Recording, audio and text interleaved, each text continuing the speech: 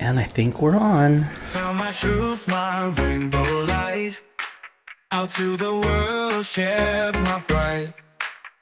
Know my worth, advocacy for right. Community strong. Hello, everyone. Welcome to TropiQ. This is our third episode, and today we're going to learn all about Panda. Hi, everyone. I'm Elle, but always you can call me Panda. And I'm Big Gay Mike. And welcome to TropiQ. Yay! We're two queer expats living here in Bohol, Philippines, and we just want to share our lives and experiences with you and show you what it's like to live in another country. Yes, and we also got these new mic sticks. What do you think? I've been dying to do that. Okay, well, today we're going to talk about Elle. We're going to learn all about Panda. I'm nervous. Yeah, hey. And I put my phone down. That's where the questions are. But hold on, I have a little something for you. Okay, perfect. Okay. Everyone, look what I got for Big Gay Mike. A TropiQ ball cap. More swag. And Big Gay Mike has a big head. Make whatever inferences you want from that. It looks good on you. Yes. Okay. I might even wear it for a little bit. Oh, I love it. We'll It looks see. good on you. Okay. You're on the hot seat. Okay. All right. I'm ready for this. Okay. Palm sweaty and all. You have an interesting story of what brought you here to Bohol in the Philippines. Tell our listeners how you came about living here full time. Great question. I'll try to not ramble on this one, Big Gay Mike. So I've been in tech the last how many years for my career? And I want to say that the last few years, we'll get deep and personal. You know, there were a few things that happened in our family, especially on my mom's side, that kind of led to this decision with, you know, my mom and my dad deciding within the last like year and 3 years, that they really wanted to return home. You know, when, you know, siblings pass away, you know, all that stuff, that kind of adds to kind of the decision making process. And when my parents decided to do that, I'd already decided that, okay, if my parents wanted to move to the Philippines, I would be going back and forth, all that good stuff, because I really wanted to be involved with their care. I'm very close to my mom and my dad, and I owe a lot to them. You know, they immigrated to the Philippines in the mid-70s to raise my brother and I. We were both born in the States to provide us with these opportunities that they said they never got growing up. And so I've always remembered that. And I think that I came to a place in my life where, you know, my career was great, had an amazing role and all that stuff, and I was prepared to do what I needed to do to help take care of my parents. At the time that we made the decision, and I made the decision, it was only to come back and forth. Like I would do 6 months here, go back to the States, and my work was remote and all that stuff. And kind of, you know, things with my work changed. You know, they wanted more time, more office time. And I kind of was also at a crossroads because not only did my work change, you know, I got out of a relationship. I kind of was in this, I want to say like midlife crisis maybe, just because I was like questioning like where I was in my life. Was I really happy? Was I just burnt out? Was I just kind of going through the mechanics of things? Yeah. And I decided that I really wanted to be able to take care of my parents and focus on that. Especially with the last few years, I'd realized that a lot of my time was spent, you know, growing my career and like the priority of relationships with my family, with my friends, that always kind of took a back seat. So I decided to move to the Philippines, Bohol, because that's where both of my parents are from. My dad is from Inabanga and my mom is from Danao, Bohol. And I decided I really wanted to just try something new. When I was back in the States, I wanted to, you know, move to a different part of the U.S. Yeah. But hey, I mean, shit, like moving to the Philippines, I mean, come on, like I what can more totally of a change? relate. I have always wanted to live somewhere in another country my whole life. Yeah, so. and you know what? Especially with kind of the visibility of others kind of traveling the world at such a young age, I also thought that that was kind of the kicker to like also even in my late 40s to give that a shot. So I moved to Bohol. I wanted to do it full time, focus on parent care, really focused on what really mattered. Yeah. And that was time with my folks. I kind of shared this on LinkedIn and I shared this on Facebook that, I had a great career and all that stuff, but this decision gave me the one thing that like the ultimate title didn't give me was time, Yeah. just the little moments. Like I took my dad to Dow in Tagbilaran to just do some grocery shopping in the market there, and like those moments. And just, one of the beautiful things here in the Philippines is there's markets everywhere. Yeah. Some of them are big, some of them are small. The one that he's mentioning is just a fabulous big market that everyone, at some point in the month or the week heads over there because you can get anything and everything. And where I grew up in the States, we didn't really have that. We would have some farms that you might go to, but that was just produce, Yeah. So it's really cool, I think. So being able to experience that with your parents, that's really cool. Yeah. And I mean, caregiving is my new career right now. Yeah. I can really relate to you, and I think it's, really cool. I think you and I grew up in very similar family units and the closeness. And, one of the blessings I had was I got to be my dad's caregiver for the last 3 years of his life. And that was, I really treasure that and being able to do that. But back to you. So, I think you're a unique expat because you're an American Filipino. You never lived here. You traveled here a few times growing up. But how Filipino was your life in the States, and was it, a big culture shock when you moved here, or were you used to a lot of it?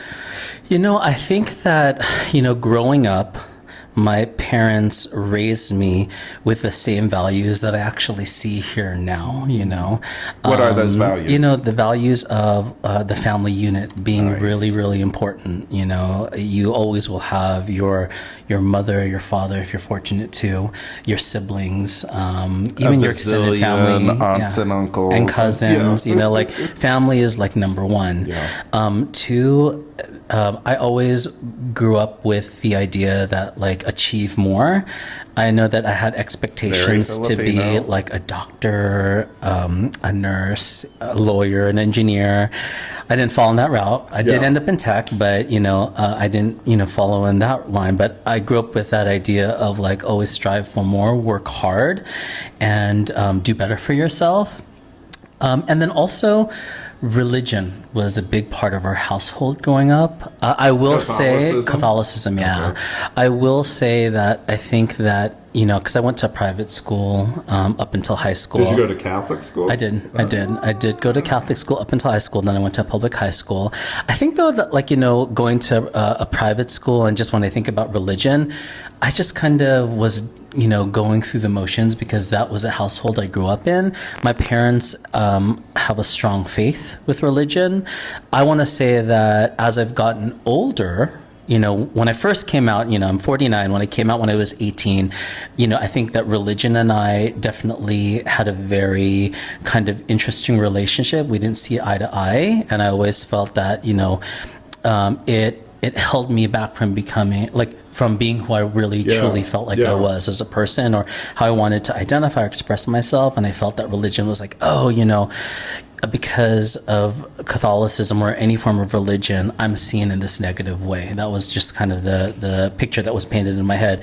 But as I've gotten older, I've been able to kind of redefine my relationship to God, to the universe, to the goddess, to Roman Catholicism in a way that fits me, and so that those are the kind of the values. That's really cool. And I think, honestly, I'm guessing one of the reasons you were able to do that reframing of religious over time was probably because of the Filipino culture that has influenced you? Because I will say, I grew up very active in the Episcopal Church, which is basically Catholic, little different, but services, all that are the same. But the Episcopal Church very early on was much more accepting. It did have a huge schism about 15 years ago because of the issue. But so I half felt accepted, half didn't. Yeah. But since I've been in the Philippines, in my mid-20s, I basically walked away from the church. But since I've been here, I've really embraced and have a new faith. It's faith's always been a very personal thing for me. But I think that is a very Filipino thing, because here faith is a personal thing. Yeah. Like, I don't see the socialized religion. I'm sure if I was in politics and all that, I'd see the influence of the Catholic Church. Yep. But the everyday people here, it's a very personal thing. Heck, for 10 days before Christmas, they get up at 5 a.m. every morning so they can go to church before, they go to work. And I think that's commitment. Yeah. And I think that it's just like for you and I, it's something that we recognize later in life, especially now living here in the Philippines. And I will also say this, that when it comes to kind of my identity as a Filipino, I also leaned into work employee resource groups, right? Because I always felt like, there was so much more to my ancestry, my background, my identity that I didn't know of. And so I leaned into those groups at work. So were to you part of more. Asian Pacific Islander? I was. Cool. And though, I was vocal and not vocal, I always used it as an opportunity to kind of learn about, my identity, other individuals' identities. So I use that as a resource as well.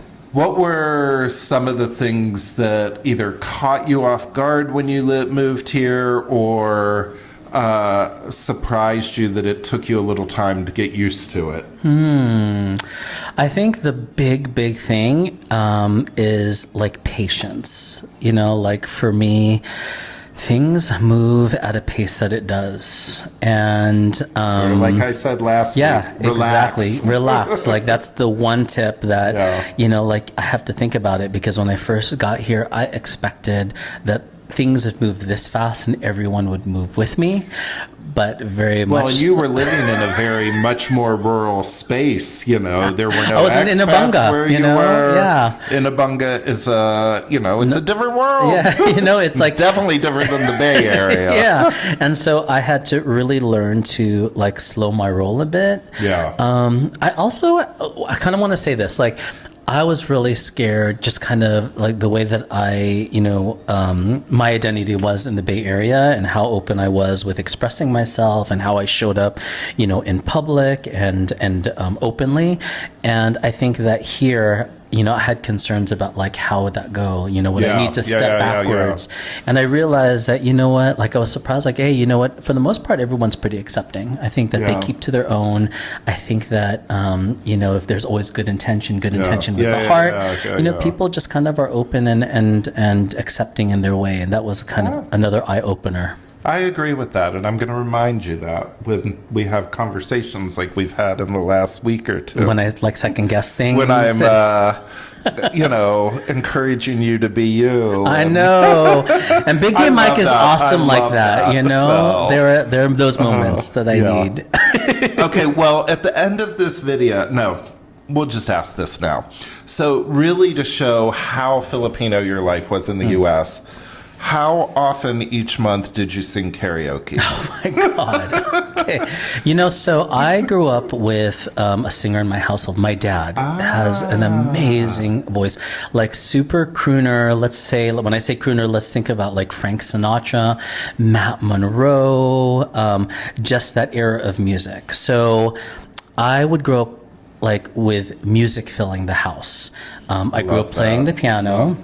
I played for a number of years. If you ask me to play now, I was going to say, so when I get my baby grand, you can sit there and play it. I can try to play the one Fur Elise by Beethoven. It's going to be a player. We had a karaoke machine.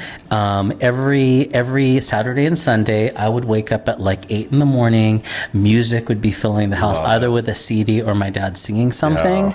So karaoke was definitely a big part of the house. Now, I also like sing, I got that beautiful blessing of a talent from my dad.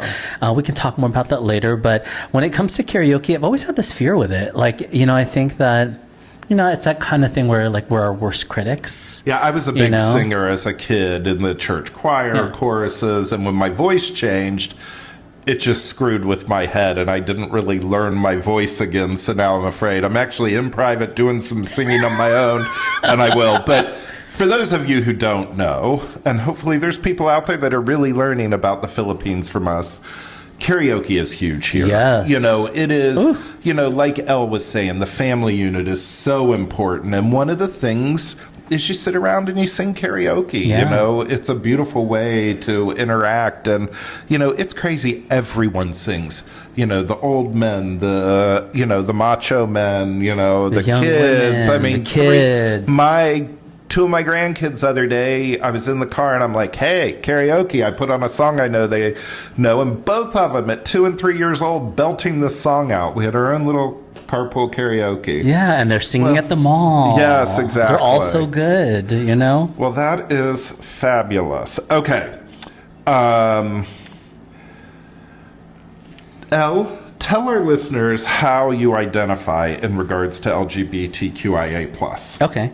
I identify as gay, queer. I identify as non-binary. When it comes to gender identity, my expression with identity is what it is. Yeah. I have learned to really embrace the beauty of the feminine side with also the masculine side. I've always had this thing about like picking one identity. Yeah. I think that, when I first came out at 18, I think that society, the community tends to want to force you to kind of think a certain way. Some people may agree, some people may not agree. Yeah. And I know I was born a man, but for me, when it comes to a gender identity and gender expression, I welcome it all. Sometimes I like wearing what I'm wearing now. Sometimes, I like to have my nails done. Like, I like to wear certain clothing that like makes me feel super sexy and hot. Sometimes I want to feel hot, with just kind of the jeans and the tank. Yeah. And sometimes I want to wear like, a dress-like type of outfit that makes me feel like super powerful and feminine. And that's something over the last few years that I've learned to really accept about myself, because that's where I see my truth. Yeah. And so when I say non-binary, I just like to identify as Elle, as Panda. I don't like to say male or female. Like for me, it's like I just want to identify the way that I feel expressing myself. Makes me feel whole, and makes me feel comfortable, makes me feel good. I love that, and that's where I've been trying to slowly encourage a little bit of bringing that here, because you are living in it's a totally different world, and you've got different layers of that dynamic, and but I think over time you're gonna get back to that complete comfort zone. I will. I mean, I think that and I'll be honest, I think that the one challenge here is that back in the States, you have your circle of chosen family. You have a support system that, you build over time, right? And, those are the individuals that provide that kind of comfort, especially with my parents. Like, I will say this, like, my parents to the T support me 110%. They've never questioned or have been concerned about, like, how I express myself. I think that we, for me and my mom and my dad, we've had to do a lot of like tough learning. Life sometimes throws things your way, and you have to kind of work through that, and you have to work through that with your family. And so I think that here it's just a matter of finding that comfort zone with people. Like I always tell this to Mike, that I'm so glad that I got to meet someone that I can have like these kind of conversations. And yes, he will be at the dinner table kind of just slowly kind of saying, hey, come out of your comfort zone, get your nails done, bring them out, bring those claws out. At some point I will. I think that I think there are things that hold me back still, and maybe it's just because I don't know. Maybe I'm just new here. I don't know. Like, Well, yeah, and I agree. And I think, I mean, you do the same thing for me. It might not be the same issues or the same way, but, you know, I was telling a friend the other day, it's just so nice to have a peer. You know, similar upbringings and, you know, gay experiences. And I'm not a huge fan of the word gay because to me, gay is so middle-class white man. And obviously I'm a middle-class white man. I can't say I'm not, but I really prefer the word queer. Yeah. And I think you have a very similar experience to mine in the sense that it was a much broader queer community that you were with rather than just in Washington, D.C. It's so damn cliquey. And I just couldn't do that. So I, you know, wove myself through the, you know, and that's what's beautiful here. We have such a diverse queer community here. yeah, and that's what I've you know, been learning with just the other folks and individuals I've met and had a chance to spend time with, and so I think that it's just kind of eventually finding comfort in being able to be as expressive. Yeah. I Well, like and that, I that's think. interesting. I'm sort of putting a couple questions together here, but, you know, when I moved here, I sort of felt like I was in a queer desert. There were plenty of gay, plenty of trans local folks, but very different lived experience. And so it was hard for me to relate. It was really hard for me to have a social, you know, life with them because we just, honestly, it's very different lives. You know, I interact with them all the time and enjoy it, but, you know, it wasn't that close knit. Yeah. Now, in the past year, have found that it's been wonderful. Yeah. You know, it sounds like you might have had a similar experience. Yeah, definitely. Okay. Why Panda? So I don't know when this was, but you know, I used to frequent a lot of bars in the Bay Area, and you know, in our beautiful community, we're also separated in like sub communities, right? Yeah. Like there's the gym community, there's the bear community, and so Panda was one of those ones that also I'd be called, Yeah. you know, when I'd be out and about. But it wasn't until I started cycling really hardcore. You know, I've been riding a bike since I could remember. But when I did my first AIDS life cycle, really Which seriously. AIDS life cycle is a bazillion miles over 7 days from San Francisco to LA. Yes. It's like 700 miles, Yes, right? Yeah. yes. So that's what that 500 is. Yes, over 545 miles to Okay. be exact. Okay. Benefited two agencies, the San Francisco AIDS Foundation and the Lesbian Gay Los Angeles Center. The Queer Center. Yeah. Yeah. And so a major fundraising event, I got involved with that and just really uplifted my advocacy in the HIV space and just kind of in our community.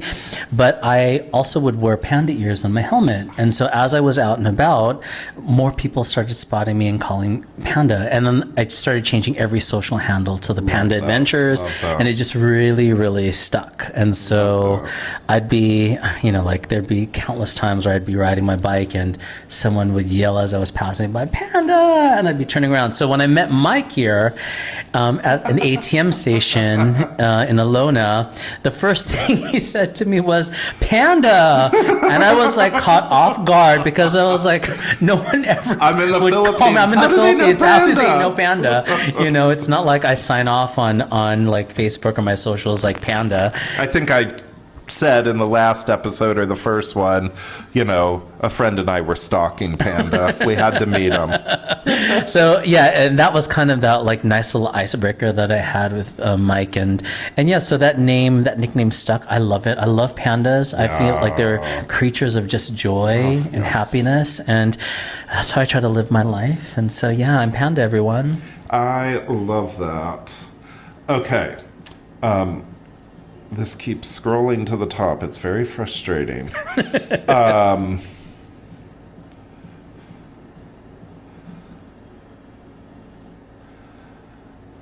What were your social outlets in the U.S.? And have you found similar ones here? Or are you making new ones? Or is that all still to be seen? Still all to be seen. Growing up in the Bay Area, I think that there were a lot of different outlets that I was a part of. I think that, with friends, there was kind of just the social experience, right? Yeah. Happy hours, going out to dinners, to the bars. I lived in San Francisco for almost 20 years. I lived in the East Bay for just the same amount of time. So kind of being within a queer LGBTQ community was just right there, you know, and identity and just visibility was comfortable, right? Yeah. I was also part of the San Francisco Gay Softball League for a number of years. Developed some amazing friendships there. I love playing ball, so that was a big part. I was also part for a short period of time with the San Francisco Gay Men's Chorus. I also did AIDS Life Cycle, as I mentioned, and so I had a lot of different outlets. Now, here in the Philippines, a year and a half plus in, I think the social part I'm starting to build, which is cool. I haven't taken part in any sort of groups or organizations. Well, you've been damn busy. I mean, you figured out how probably all the medical stuff, care stuff for your parents. You've redone a condo and a house and selling another house. all that, the domestic stuff that definitely has taken a lot of time. So I think that especially now living in Taos and Panglao Island, close to Tagbilaran and closer to the queer community I'm slowly starting to discover here, I'll find kind of my niches of things I want to do. I mean, if anything, travel. Here yet, I don't have my bike yet. I'm going to be bringing that back in the next few weeks, and so I'll be out there pedaling with my helmet and Panda ears, and love it. I do see a lot of cyclists out here. You just got a bike too, so we'll be doing some biking together. A few of our friends have their bikes here too, so I mean, if anything, I'm really leaning into cycling as something to look forward to. Trying to do the running thing. Crazy. Yeah, we're going to do our triathlon. Remember, we're going to do our triathlon next year. I will swim. Yes, and I will cycle, and then we're going to find someone to do the running. Run. Okay. Our friend Leo is going to run. Okay, Leo, you're running. Leo, you're That's running. right. We got cute outfits too. So yes, and I think, I have to agree. I think my social is still coming to fruition. I know a lot of people. I mean, I've always been a friendly person, but I'm really meeting quality people now, and people that I can just go sit and have coffee, and it's 4 hours before I know it. Like sitting with you or Johnny, Katie. I'm curious, is there a story behind your tattoos? I don't want to say that there's a really deep story. When I first started getting tattooed, before I even started really getting heavily inked, there was a shop in Berkeley, California, in the East Bay called Zebra, and I was always mind blown by women who were heavily tattooed, just the beautiful ink, the full sleeves, the neckwork, the back pieces, the just completely covered. And there was this beautiful thing about looking at their artwork or looking at anyone's artwork and trying to kind of understand the story behind those images, similar to what the question that you're asking me now, right? 100%. And so when I started getting inked, I started to get the bigger pieces that were significant to me, this arm that's all full of fire and Viking, and just kind of it's a representative of my astrological sign as a Sagittarius. Oh, wow. And then this one other arm is kind of the alien kind of innards and all that stuff, because I was always fascinated by aliens and outer space and people that live in other parts of the universe. I've got the butterflies on my hands. What do your fingers say? I just noticed. Star. That's a star. Yeah. So when I used to go to tattoo conventions, people would say "Hi, Star," because I have a full back piece. It's of a Kuan Yin, which is a deity that was compassion and empathy. Very it definitely just resonated with me. I have an Om on my throat. So all these pieces tie into like something of me. I love that. And I kind of always wanted someone to like look at my work, look at my ink, and try to figure me out. You know, I think that that's a beautiful thing about like trying to like drive curiosity to get to know someone else, like little icebreakers. And so the more ink that I got, the more storytelling that it gave me a chance to do. That reminds me of, we were at a gathering a couple weeks ago, and it was a very diverse group of people. There were, you know, young, old, Filipino, all different, you know, folks. And there was a group of 3 older than us Australian women and a Belgian woman. And one of the ladies that I love to death, and she is like, there's, you know, Julie's going to say it how it is. And she's like, Mike, where's the CR? So I tell her where the CR is. And she's walking to the CR, and she's like, and when I get back, I want to know all about what you're about. which was me. To Al, and I'm like, oh, I love this, you know. And then they sat and chatted for 30 minutes. Yeah. It was fabulous. I love that. I mean, at some point we're gonna get to talk with Julie on here, but That would be fun, yeah, actually. her personality just was like firecracker, just like not intense, but it was just like, I love that. It was like, what an icebreaker, right? Like, right directly at you. Yeah, You know? and Julie's one of those people that she's been here forever, and in the Philippines even longer, and has such a diverse, you know, story of what she's done here, and you know, really, really neat. So yeah, someone we'll have to talk to. But I loved when she's like, and when I get back, I want to know what you're about. However she said it, was just fabulous. I was like, oh my, I'm So ready. it's just like, I gotta get ready here. And I'm sure part of that was, I don't know what all these tattoos are about, you know. Oh, that's great. Okay. Let's have something fun. Okay. Your first bathhouse experience. I mean, your first gay bar experience. Well, okay, so my first gay bar experience was at a place called Bojangles. It was with my very first Bojangles in is Sacramento. fabulous biscuits in the South. Oh, really?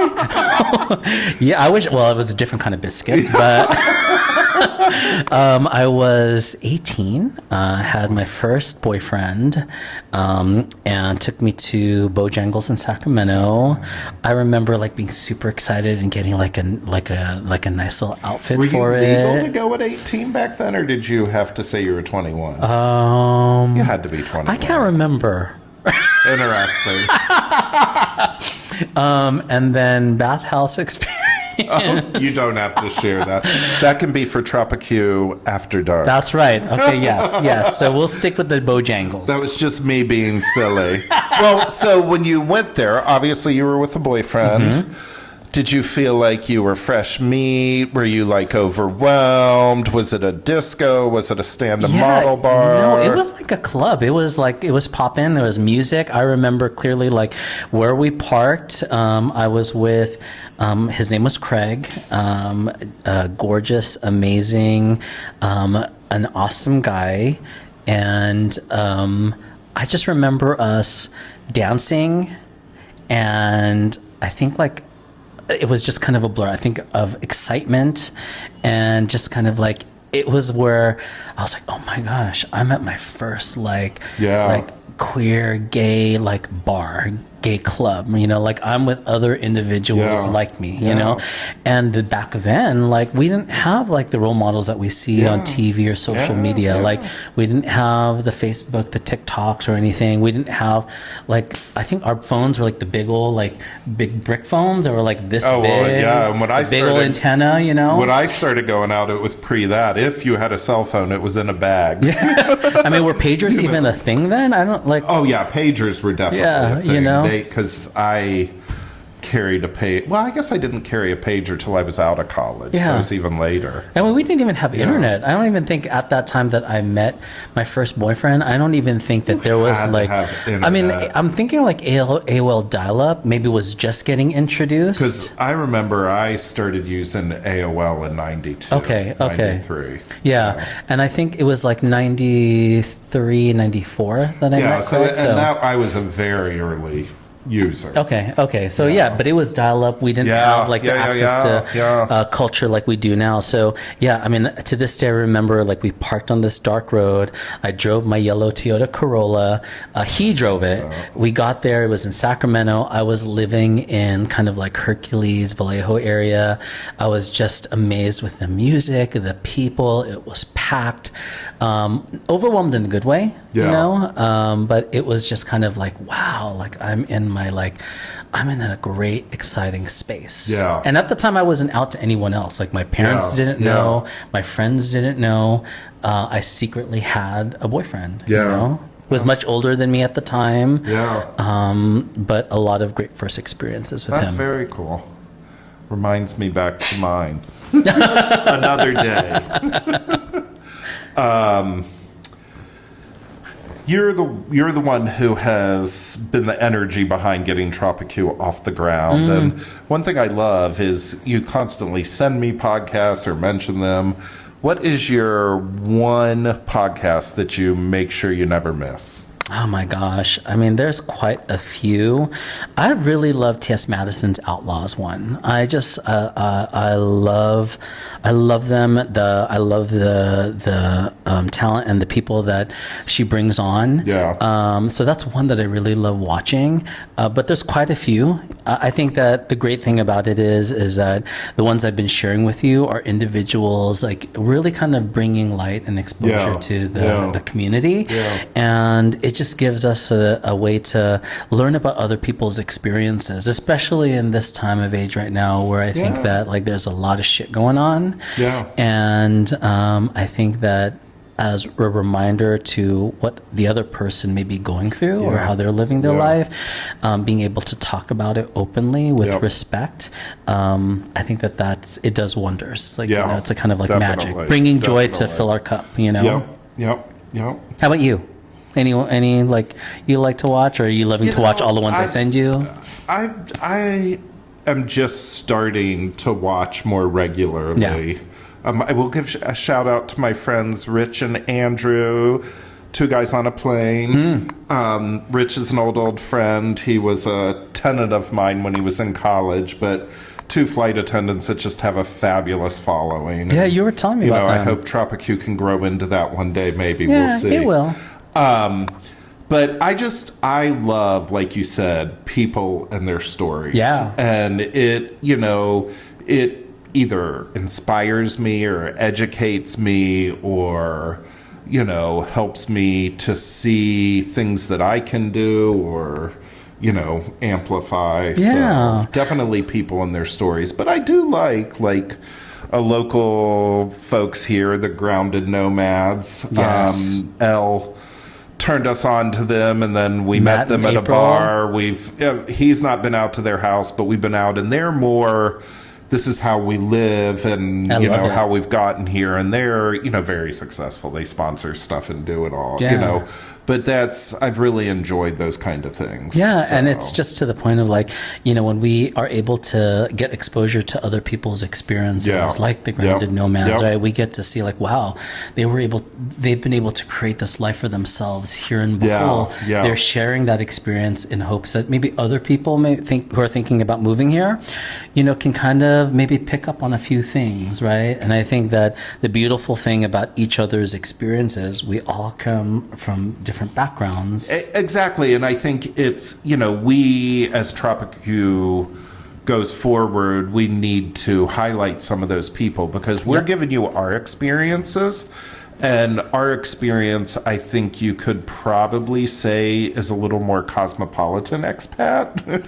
We live on a beautiful, small tropical island, but it is one of the definitely top 5 tourist hubs in the Philippines. So we have food, we have entertainment, we have, diverse people and all of that. And I think, there's going to be a lot of people that want to come and live here and live like Matt and April do. They're 30 minutes away and they're out, it's probably 20 minutes to a grocery store. It's, you can probably walk for 15 minutes and not see any neighbors if you don't want to. So there's all those experiences as well. And I think that's, important to remember. You Exactly. and I, have one experience. We'll have to show those other experiences as well. Yeah, and I think like the cool thing about that is if we think about it, we can use this kind of platform as a way to uncover that. Yeah, right? exactly. Like for you and I get to learn. Like we maybe I'll take you to Inabunga and we can like hang out Definitely. at the house there, or we can visit other parts of And Bohol. like or we've talked, going to Cebu or even Manila, Yeah. because that's like ultra cosmopolitan. You Yeah, have a totally different city, and experience. it is totally different. Or even going to Boracay, which is another one of the tourist hubs, but it has a much more active queer community, local and expat. You go there and you boot up Grindr, and it's 1,000 bings. But no, so I think this is cool. We're learning about us. Yeah. But at the same time, we have to remember there's a lot of other folks, and that's what we hope to do, is bring that to you guys. Yeah. Okay, before I go to my quick questions Okay. like you did, is there anything you want to share? I mean, we're a little shorter this episode than Yeah. we were last time. Is there anything you want to share that you think people should know about Panda? You know what? This is all like a learning thing, a learning experience for me. I think that I am coming into every day here as like it's a new experience. There's Yeah. something that I'm it's not going to be like my experience in the Bay Area where I'm like in a comfort zone and just everything moves in the direction I want it to.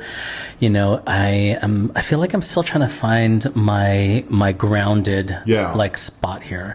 I think I was telling you one time, I was like, I feel like I'm floating still. I still feel like I'm not really have landed with 2 feet here in the Philippines. I think that part of that is, there's a lot of things going on, I was dealing with a lot and kind of going through the motions of making sure those things are taken care of. And, that's just, it's like having a job, right? Yeah. Like Monday to Friday, there are things that you got to do. And then the rest of the time, like you are living your life or figuring it out. Yeah. I think here I'm doing a lot of figuring out. And at the same time, like, what's that life look like?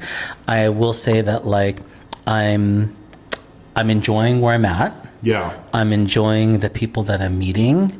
I'm looking forward to the experiences here. Yeah. I'm looking forward to the experiences that my family, my mom and my dad, my brother, my dog will have here. Yeah.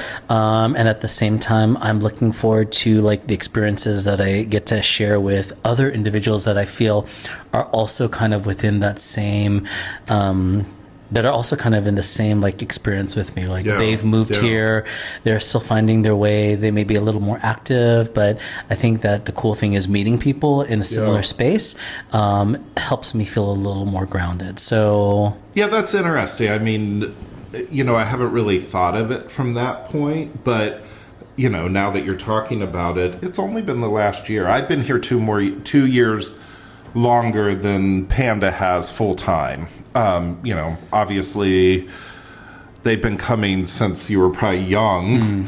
I've been coming for 13 years and 3.5 years here full time, but it has just been the last year that I feel rooted here. Yeah. I mean, I was 100% into being here and I was loving it. I've never regretted once, but the last year I have felt so grounded, and this is 100% my home. I really get homesick when I'm gone. Either later this week or early next week, I get sworn in as a permanent resident. Very Yay. excited. But yeah, so I think you're probably not far from getting your grounding. yeah. So yeah, and I think everyone's different with that. Yeah, and I will say that, like, if anything, I don't regret my decision of moving here and Yeah. making the decision to be here full time Yeah. with all the change happening. So there's no regret. I think sometimes I have to like pump my brakes a bit and like step back and like not compare like, okay, this is my life back in the US. This is like every comfort that I had. My relationships were like what helped ground me, or like was like a Yeah. safety net. Yeah. Like here, it's kind of like it's like the first day of school kind of experience where I'm just like starting to find my way with like, what does my daily look like? What does my daily routine like? Your question was like, what are my outlets?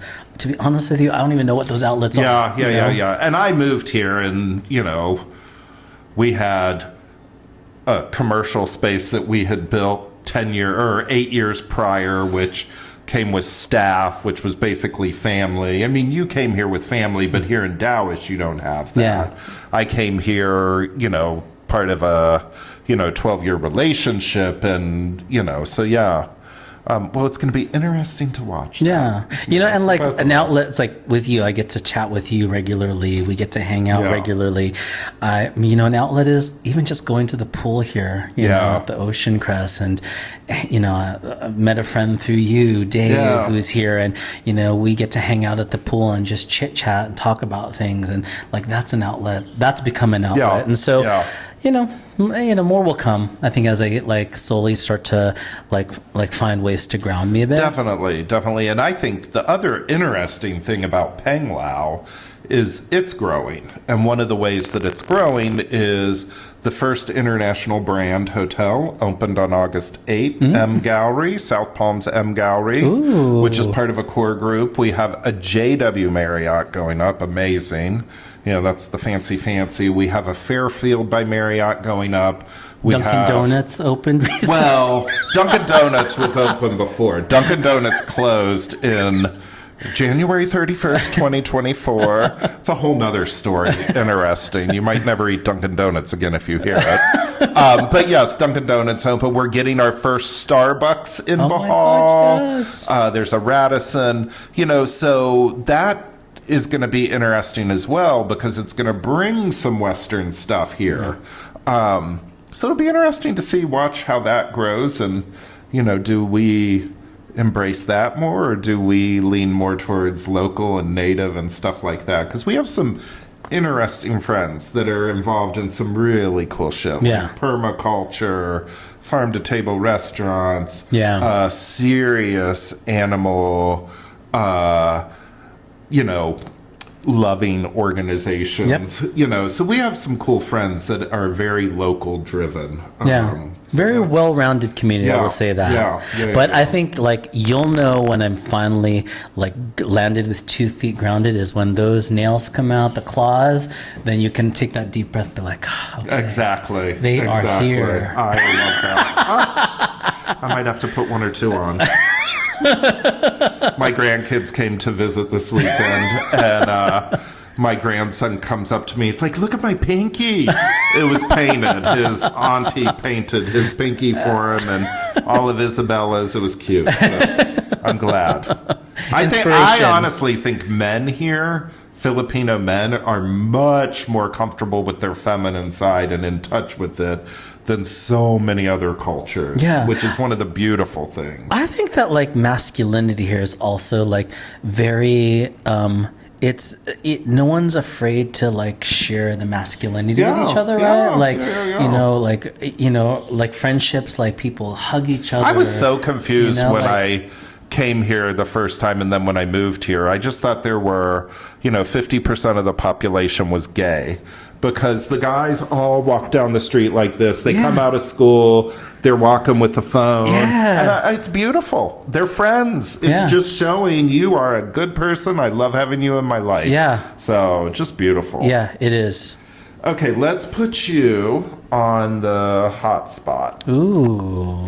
Okay, just like you did for me last week. These are just no thinking, just answering. Okay, boom. Let's go. Boom, boom, boom, boom, boom. Mustache or full beard? Mustache. Makes sense. Junk in the trunk or packing heat? Packing heat. I knew that. You know why. Beach or pool? Pool. I'm right there with you. Sunrise or sunset? Ooh, sunrise. Beautiful. Kinky boots or rent? Rent. Okay. And one last one. Okay. Gloria Gaynor or Donna Summers? Donna Summer. Ah, fabulous. I'm definitely Gloria on that one. And kinky boots. I see you in kinky boots at Rent. Yeah. Yes. And I got some kinky boots that I can wear. I actually brought a pair with me. I just haven't. Maybe fabulous. at that event we were talking about, you were telling me about, like in November. Oh, you yes. know? There are some cool things that happen here. Since he brought that up, I'm going to tell you about one of them. This is what really told me that I am not in a cultural void. So I don't know how much I talked about my professional life, but I've worked in printing forever. About half my clients are museums. So I've worked with creatives and go to just incredible spaces and events and stuff like that. And, I had started to meet the artists that I collect. So I'd started to see that, gotten involved with supporting an amazing choir. But in November of 2023, I went to the first annual Bahal Flower, Fashion, and Food Show. And two wonderful guys here that do a lot of events put on this international flower arranging conference, convention. I mean, these are people that make artwork out of living plants. Absolutely stunning. And that Friday night, they had, I think it was 20 flower designers, 20 fashion designers. And each fashion designer did 2 outfits. So there were 40 models, and the flower folks went and embellished the outfits with flowers. Wow. Some it was subtle, some it was huge, wing-like structures, just absolutely incredible. Headpieces and stuff like that? Oh, wow. Yes, everything. I'll show you the pictures. Okay. Just incredible. And then there was, I think at that one, there were 8 highlighted restaurants. Just, incredible food and presentation and open bar, which is really weird here. Weddings usually don't even have liquor. I don't know why. Really? I need liquor at weddings. But it was incredible. And again, they did it last year. And last year, they did one thing different. They only did one outfit from the designers. And then the second model for each of the flower designers was just in a black bodysuit or a black Speedo, and then adorned with flowers. Incredible. Oh, wow. So they're doing that again this year. So I've already invited Elle. My husband and I, our new business that's getting ready to open is going to be a principal sponsor.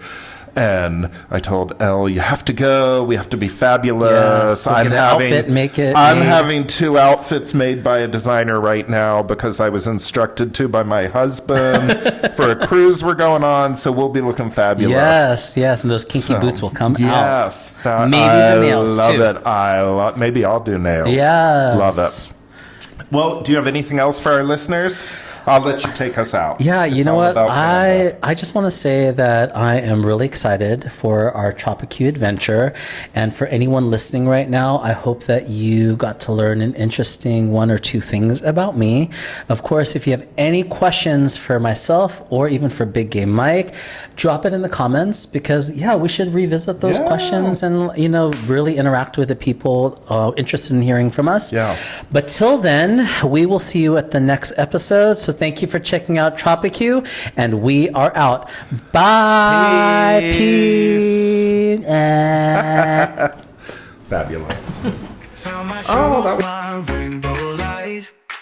Out to the world, share my pride.